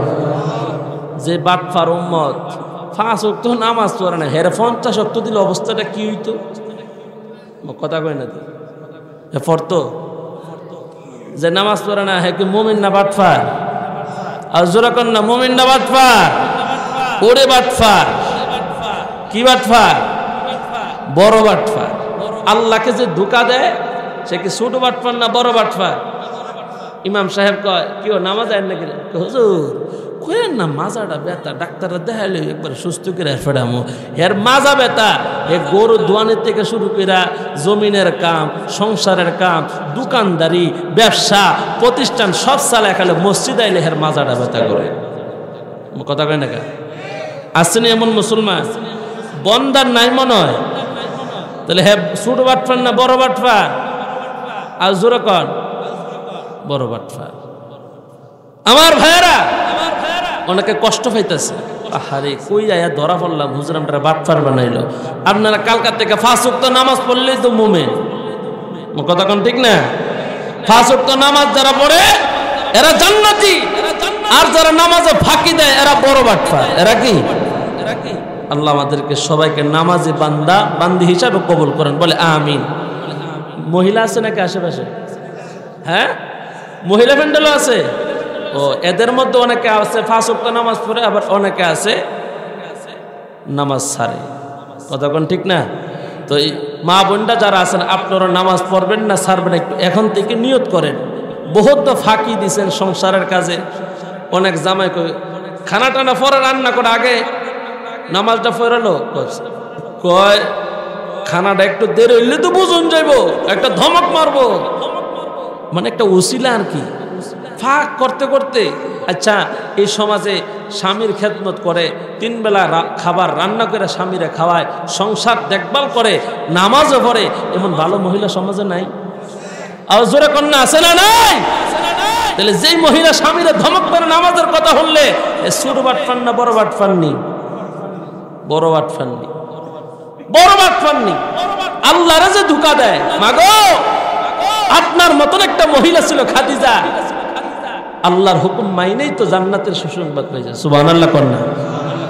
আমগো এলাকার খাদিজারে দেখা যায় এই বাজারের মধ্যে সৎকা ছাগলের মতন কতক্ষণ কাপড় দোকানও, কতক্ষণ জিনিসের দোকানও, কতক্ষণ জুতা দোকানও, কতক্ষণ মজার দোকানে এই ঘুরতেছে কান্দো একটা ব্যাগ নিয়ে। কতক্ষণ ঠিক না? আর এবারটা বিদেশ গিয়ে একটা মোবাইল ফাটাই দিছে 50,000 টাকা দিয়ে। এবারে তো দুনিয়ার সব একদিকে, মোবাইলটা একদিকে। কতক্ষণ ঠিক না? আল্লাহ হিদায়াত দান করে। আরটা আসতে কোন আমিন জোরে বলেন না আমিন। আমার ভাইয়েরা মুসা আলাইহিস সালাম তো সালাক, তিনি কয় আমি উম্মতের সাথে অনেক সময় কাটায় আইছি নবী, আমার উম্মত আমারা যেই কষ্ট দিছে বনি ইসরাইল। যাই হোক লম্বা কথা নয়, সংক্ষিপ্ত কথা, 50 ওয়াক্ত নামাজ আপনার উম্মত পারত না, কমায় আনেন, তাড়াতাড়ি যান, ওখানে সময় আছে। নবী 9 বার মুসা আলাইহিস সালাম সপ্ত আসমান থেকে আল্লাহর আরশে 9 বার আপ ডাউন করছে। কয়বার? 5 নং কত? 45 ওয়াক্ত নামাজ মাইনাস করছে। কয় ওয়াক্ত? 45 ওয়াক্ত। এরপরও মুসা আলাইহিস সালাম কয় আমি জানি নবী গো বাস্তবতাটা কি, আপনি তো শেষ জামানার নবী, পারলে 5 ওয়াক্তের থেকে কমায় আনেন। নবী কয় ভাই আমি তো আল্লাহর কাছে যাইতে লজ্জা পাইতেছি, থাক আর যাওয়ানোর দরকার নাই। জিবরাইল আলাইহিস সালাতু ওয়াস সালাম কয় নবী আল্লাহ কইছে নামাজ কমাইছে, আপনার উম্মতের নামাজের সওয়াব কমাইছে না, পড়ব 5 ওয়াক্ত, আল্লাহ সওয়াব দিবে 50 ওয়াক্ত। আর একটা আসতে কোন না সুবহানাল্লাহ। যারা নামাজ পড়ে এরা কো আহ শান্তি পাইলাম রে কথাটা শুনে। কথা কোন ঠিক না? আর যে নামাজই পড়ে না হের 50 ওয়াক্ত কেন 500 ওয়াক্তের কথা কইলে হের জবান দিয়ে সুবহানাল্লাহ বাইরিত না। কথা কোন ঠিক নেই? আর যার ওয়াজ ওকে ইচ্ছা মতো পড়তেছে, মাগো মাগো কেটাটা দাওয়াত দিছে হুজুর রে, আর দিস না এমন বক্তা, উচিত কথা কইলা হুজুর, কি হক কথাগুলো বলা দরকার আছে না নাই? আজকে আমরা কই হুজুররা, আরে বাপ রে বাপ, কত ধরনের হুজুররা যেন মাস্তা বাইর করে। হুজুর যদি নামাজের ওয়াজ করে সব বেনামাজ একদিকে হয়ে যায়, হুজুর যদি সুদের ওয়াজ করে সব সুদ করে একদিকে হয়ে যায়, হুজুর যদি দাড়ির ওয়াজ করে সব নিদাইরা গুলো একদিকে হয়ে যায়। আর জোরা কর না, সবাই মিললে কেমনে বাইর করেন যাবে? সভাপতির একটা ফোন দে। সভাপতি তার মহল্লা থাকে না, মাশাআল্লাহ হেবেটার কান ভারী করে লেছে ফোন দিয়ে, বলে কি এবারে ঠিক মতো নামাজ পড়ে না, কই যা কই আইয়ে ঘন ঘন ছুটি কাটা, তাড়াতাড়ি পরিবর্তন করতে হবে। কথা কোন ঠিক না? সভাপতি সাহেব ফোন করে হুজুর রিপোর্ট তো ভালো পাই না, একবার দুইবার তিনবার সপ্তাহ শেষে জুমার নামাজটা পড়া আসরের আগে বাজ্জান কা, আপনার দরকার নেই। কথা কোন ঠিক নেই? আর এমন অবস্থা আসেনি। ভারতের কথা কইতেছি, মনে হয় ভারতের কথা কইতেছি। বাংলাদেশের বাস্তব চিত্র হলো এটা। কথা কোন ঠিক কিনা? তবে ভালো মানুষ যেখানে আছে এরা ইমামকে সম্মান করে, আলেমদের কথাগুলা নবীওয়ালা আল্লাহ রাসূলের জবানের কথা মনে করে যারা আমল করবে, রাসূলের কথা শুনে আবু জাহেল মানে নাই, যেমন জাহান্নামে হয়েছে, আবু বকর মানছে জান্নাতে হয়ে গেছে। হক্কানি রব্বানি আলেমদের কথা শুনে যারা আমল করবে তারা আবু বকরের সাথে জান্নাতে হবে, যারা মানবে না আবু জাহেলের মতন জাহান্নামে যাবে। জোরা কোন ঠিক কিনা? তাহলে মানলে লাভ না ছাড়লে লাভ? নামাজ পড়লে লাভ না নামাজ ছাড়লে লাভ? পড়বেন না ইনশাল্লাহ? কয়েক তো সবাই বলে না, বলেন না কয়েক তো? যুবক ভাইরা বলেন কয়েক তো? নামাজটা কবর থেকে পড়বেন, কবর থেকে পড়বেন। আজকে থেকে নিয়ত করেন, কেন মরণের কোনো গ্যারান্টি, নিঃশ্বাসের কোনো বিশ্বাস। হঠাৎ আজরাইল পাঠাইয়া টরে নিতে পারে তুলিয়া, কিসের আশায় রইনির মন মালিকেরে বলিয়া, ও তুই মালিকেরে বলিয়া।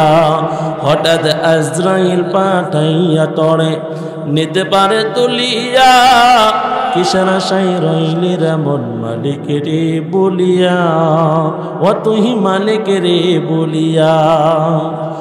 ধন সম্পদ পাইয়া হাতে করলি জমিদারি,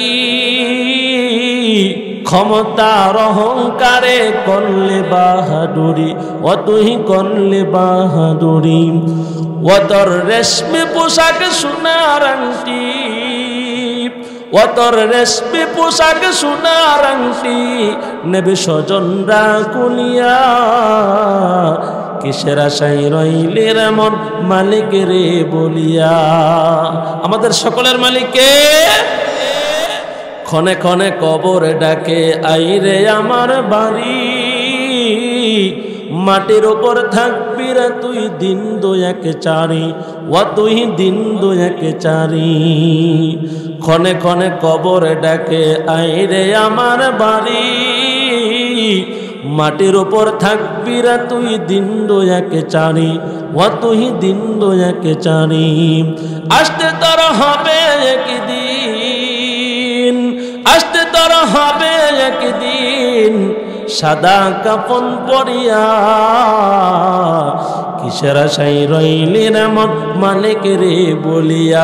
হঠাৎ আজরাইল পাঠাইয়া তরে নিতে পারে তুলিয়া, কিসের আশায় রইলি রে মন মালিকেরে বলিয়া। আমাদের সকলের মালিককে একটু মহাব্বতের সাথে মায়া লাগায় ডাক দেন, তিনি কে? আমার ভাইয়ারা, 50 ওয়াক্ত নামাজ আল্লাহ ফরজ করেছিল উম্মতের জন্য। নবী বড় দয়া করে 45 ওয়াক্ত নামাজ মাইনাস করেছে। আল্লাহ বলেন, নবী আপনি দয়া করছেন নামাজ কমায়া, আর আমি আল্লাহ আমার বান্দাকে দয়া করলাম, আমি আল্লাহ 50 ওয়াক্ত নামাজের সওয়াব দিয়া কোন সুবহানাল্লাহ। আল্লাহ হলেন দয়ার আল্লাহ, নবী হলেন দয়ার নবী। মুমিন 50 ওয়াক্ত নামাজ পড়ার দরকার নাই, 5 ওয়াক্ত নামাজ পড়ো, আল্লাহ 50 ওয়াক্ত নামাজের সওয়াব দিবি। নবী বলেন, এই 5 ওয়াক্ত নামাজ পড়িয়া যারা আল্লাহর কুদরতের সামনে দাঁড়াবে, বিনা হিসাবে আল্লাহ নামাজি বান্দাকে জান্নাতের মালিক বানাই দিবে। আমাদের জীবনে কত ওয়াক্ত নামাজ ছাড়লাম আমাদের মনে নাই। যদি জিজ্ঞেস করে সভাপতি সাহেব আপনার বয়স তো 50 বছর হয়েছে, 2023 সালে 1 জানুয়ারিতে দুপুরবেলার খাবারটা কি দিয়া খাইছিলেন? সভাপতি বলবে হুজুর আমার তো 23 সালের 1 বছর আগের ঘটনা আমার মনে নাই। কেন? বয়সটা বেশি হয়েছে, মেধা দুর্বল হয়ে গেছে। আল্লাহ বলেন বান্দারে বালেগ হওয়ার পর কত ওয়াক্ত নামাজ তুমি কায়দা করছো তোমার মনে নাই? আমি আল্লাহ 3টা সাক্ষী তোমার জন্য নিযুক্ত করে রাখলাম। 1 নাম্বার হলো আমল নামা, যে খাতার মধ্যে লেখা হয়। 2 নাম্বার হলো কিরামান কাতিবিন ইয়ালামুনা মা তাফআলুন। 3 নাম্বার হলো নিজের অঙ্গ প্রত্যঙ্গ। 4 নাম্বার হলো জমিন। আল্লাহর সামনে তোমাকে দোষী হলো দোষী, আর যদি তুমি নেককার হও নেককার। আল্লাহ বলেন এই সাক্ষীগুলো মৃত্যুর পর আমি আল্লাহ গ্রহণ করব। 1 নাম্বার সাক্ষী হলো আমল নামা, 2 নাম্বার সাক্ষী হলো ফেরেশতা, 3 নাম্বার সাক্ষী হলো জমিন, 4 নাম্বার সাক্ষী হলো নিজের অঙ্গ প্রত্যঙ্গ। জোরে কোন আল্লাহু আকবার। আপনি ভালা মানুষ না কালা মানুষ? আপনি হাজি না পাজি? মরার পরে আপনার আমি বালা আমি বালা আমি বালা এই তসবিহ বললে লাভ হইতো না। আল্লাহ বলেন আমল নামাজার বালা হে ওই বালা। কথা কোন ঠিক কিনা? আমাদের এলাকায় মরার পরে যখন জানাজা হয়, সাঙ্গারের মধ্যে মেম্বারের লাশ, চেয়ারম্যানের লাশ, হাজির লাশ, এলাকার ময় মুরব্বীর লাশ, যুবকের লাশ, যুবতীর লাশ, এলাকার গৃহিণী মহিলার লাশ শোয়া। অনেক জায়গায় এলাকার একজন মাতবরে গিয়া কয় এই মাইয়িত কেমন ছিল? তো সবাই খুব ভালো ছিল। আসেনি আপনাদের এলাকায় নেওয়াজ? আপনার এলাকা তো আছে। আচ্ছা যাই হোক, কেমন ছিল কইলে সবাই কি কয়? খুব ভালো ছিল। আচ্ছা এই যে আপনি সাক্ষী দিয়ে দিলেন খুব ভালো ছিলেন, আসলে কি আপনি জানেন কেমন ছিল? কথা কয় না।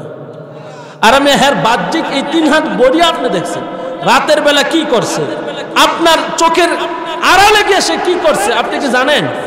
তাহলে আপনি যে সাক্ষী মানলেন যে হ্যাঁ খুব ভালো ছিল, আল্লাহ আমি জানি হ্যাঁ কেমন ছিল। কথা কোন ঠিক কিনা? যখন জিজ্ঞেস করা হয় কেমন ছিল, বলবেন যে আল্লাহ ভালো জানে। কে ভালো জানে? জোরে কোন না, কে ভালো জানে? আল্লাহ ভালো জানে। একজন জালেম সারা জীবন সমাজের মানুষের উপর জুলুম করছে, হেরে শোয়ায় মাতবরে জিঙ্গায় হে কেমন ছিল? তো সবাইকে খুব ভালো ছিল। এটা কি সত্য না মিথ্যা? এই মিয়া জানাজার নামাজ আইসা আপনি মিথ্যা সাপোর্ট দেন, আপনার চেয়ে মুনাফিক সমাজ আর কেউ নাই। কথা বলেন ঠিক কিনা? এই প্রশ্ন বন্ধ করতে হবে। আপনারা এই সমাজে প্রশ্ন বন্ধ করবেন, পারবেন না ইনশাআল্লাহ? কেমন ছিল এই প্রশ্ন আর কারো জানা যায় আজকের পর থেকে আপনারা আমল করবেন না, পারবেন তো ইনশাআল্লাহ? এটাকে নতুন বেদাত। কথা বলেন ঠিক কিনা? এই আবিষ্কার পয়গম্বরের জানাজা হয় নাই, সাহাবায়ে কেরামদের জানাজা হয় নাই, অথচ এরা সবাই জান্নাতে মানুষ ছিল। কথা বলেন ঠিক কিনা? আজকে নামাজির জানা যায়, মদখুরের জানা যায়, গাঞ্জাখুরের জানা যায়, সুদখুরের জানাজার মধ্যে জিঙ্গা হ্যাঁ কেমন ছিল? কথা বলেন না কেন? আল্লাহ হেদায়েত দান করেন, মহাব্বতে জোরে কোন আমিন। আপনি কেমন এটা কে জানে? আরে রাতের আধারে দুনিয়ার কেউ আপনাকে দেখে না, দেখেন কে? আল্লাহ বলেন আমি দিনে যেমন দেখি রাতেও তেমন দেখি, প্রকাশ্যে যা দেখি গোপনেও তা দেখি, আমি বাহিরে যা দেখি অন্তরের ভিতরটা তেমন দেখি। সুবহানাল্লাহ জোরে কোন। সে রবকে ফাঁকি দেওয়া যাইবো? কোথায় যাবি রে ওসমান? চতুর্দিকে আমার আল্লাহর আসমান। সুবহানাল্লাহ কর। আজকের মাহফিল আল্লাহ কবুল করেন, মহাব্বতে জোরে কোন আমিন। সময় যে কেমনে চলে গেছে, হ্যাঁ লম্বা ইতিহাস লইছিলাম, কওয়ার তো সুযোগ হইল না। যাই হোক, আল্লাহ তাআলা যতটুকু আমরা শুনতে পারছি, আমি শুনাইতে পারছি, সর্বপ্রথম আমি, এরপরে আমরা সবাই যেন আমল করতে পারি, মহাব্বতে জোরে কোন আমিন। মূল বিষয় হলো মেরাজ। এটা সম্পূর্ণ বিষয় হলো এটা ঈমান, এটা বিশ্বাসের বিষয়। অনেকে কম মেরাজে 3টা রোজা রাখতে হইব, আসেনি? কথা কন না, মেরাজের রোজা পাইলেন কো আপনারা? মেরাজের রাত্রিতে আবার নফল নামাজও নাকি আছে। নাউজুবিল্লাহ কন, আর জোরে কন না নাউজুবিল্লাহ। মেরাজের কোনো আমল নেই, মেরাজটাই বিশ্বাস, মেরাজটাই কি? এটা ঈমানের অংশ। সুবহানাল্লাযী আসরা বিআবদিহি লাইলাম মিনাল মাসজিদিল হারাম ইলাল মাসজিদিল আকসাল্লাযী বারাকনা হাওলা।